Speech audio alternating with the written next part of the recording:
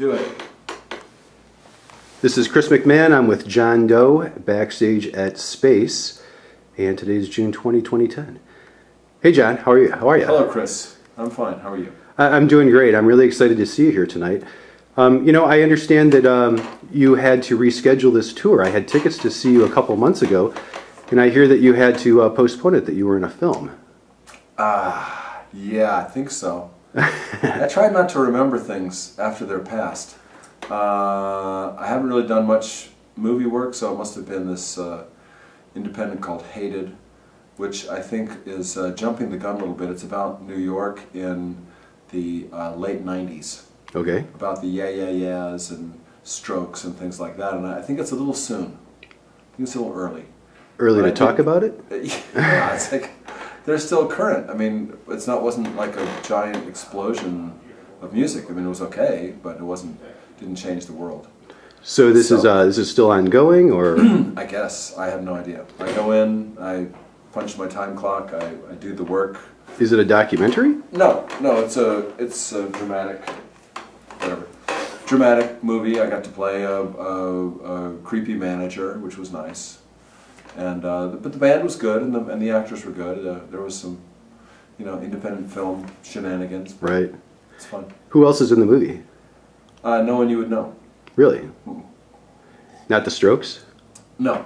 It's a narrative. It's a fiction of the time. So historical fiction. Yeah. Okay. Great. Of recent history.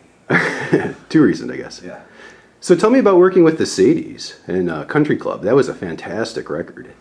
Well, thanks. The Sadies are an amazing band, and I felt a little bit like Eric Burdon working with War.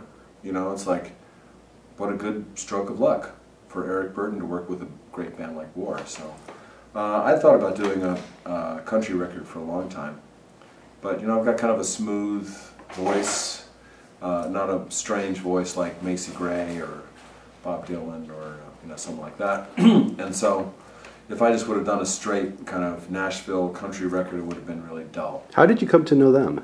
We played together. I mean, yeah. I knew of the band, but we're both on Yep Rock. I mean, I knew of the band probably in 7, 8 years ago. Yeah. But then we're both on Yep Rock. We both played that North by Northeast festival, which just is happening in Toronto right now. Right. Iggy Pop played last night. How was he? I didn't see him. No? I was coming here. But X played in Toronto. There. Oh, great! Yeah, I saw the show at Double Door. It was fantastic. Oh, we work hard. X works really hard. But the Sadies and I played North by Northeast at Lee's Palace, and we were all drunk by the end of the evening. We said we should make a record together, and then I really thought about it and realized that they're the opposite, or much to the other side of the smooth kind of Nashville sound, although they play great. Right. They have a great musical vocabulary and great musical history, and they can play a lot of different styles. So with doing a record of standards with them would be anything but standard.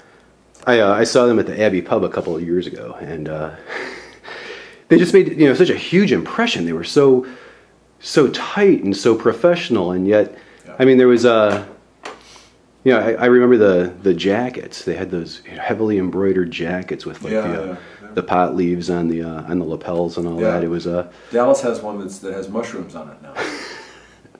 But they're a great band. They're sort of like one of the best kept secrets in music.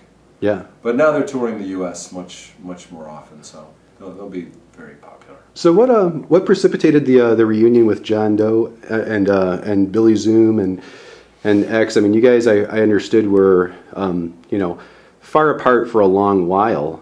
How did that? Billy in '86, '87. Billy was just kind of burned out and tired of touring and didn't feel like he was getting much further along. Tired of beating his head against the same wall, and we understood it was a little difficult saying, oh, what the fuck, but in '98 we collaborated with Elektra to do a big anthology. And at that time we said, so what do you think, Billy, you want to play? And Tony Gilkison had recently left the band. who had played, but in the interim, along with Dave Alvin. But Tony Gilkison was really our guitar player, but he, you know, we wanted to do more kind of punk rock stuff, and Tony was into more country stuff, and so that was amicable. And then Billy said, "Sure," and then we've been playing ever since. What are you listening to these days? I'd say one of my favorite records in the last 6 months was The Raining Sound. Really? They have a new record called Love and Curses, which is really great. Cracker has a great, relatively new record called Sunrise in the Land of Milk and Honey. Something Land of Milk and Honey. Sure. Yeah, they were here not too long ago. Cracker is a great fucking band. Yeah. I was a big Camper Van fan. Joanna Newsom's new record is incredibly ambitious, but not self-indulgent. Really, you know, really have a lot of respect for her. And I saw a great band in Toronto called The Pack. AD. Yeah. 2 girls playing punk rock guitar and drums, and they were really inspiring. Just a 2-piece? Yeah. Yeah. There's you like the Black Keys and the White Stripes. I mean, there's a. Well, Dan Auerbach played on my last solo record. Okay, I was not aware of that.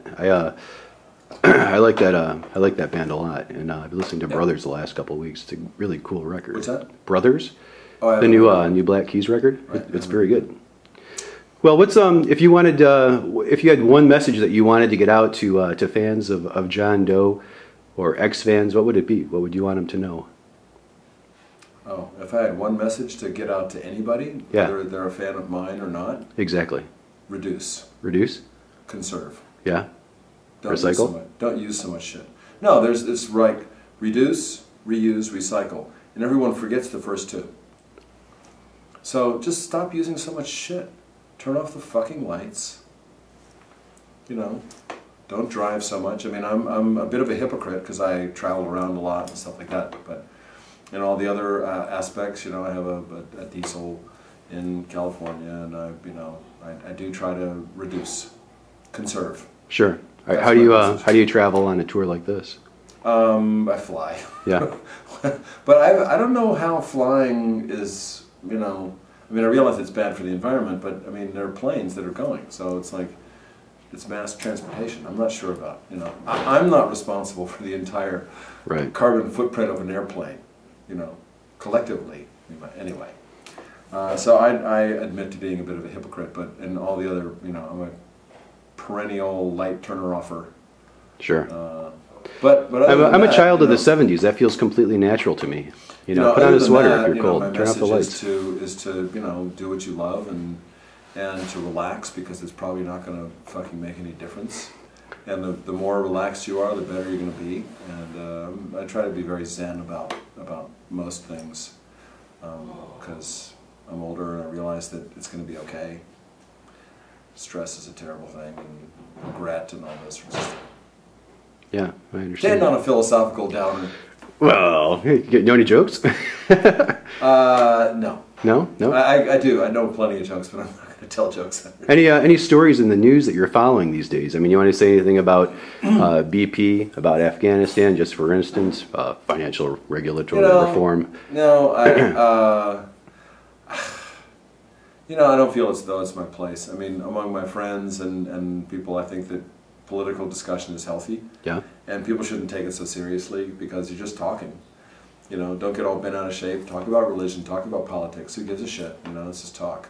Right. Yeah. Voting is what matters. The whole regulatory system that, you know, the whatever it's called, MME, the mineral, you know, the guys that regulate oil and stuff like that. That was just such bullshit. But yeah, it has been for decades. We're stuck now. You know, hopefully it'll come to an end by August.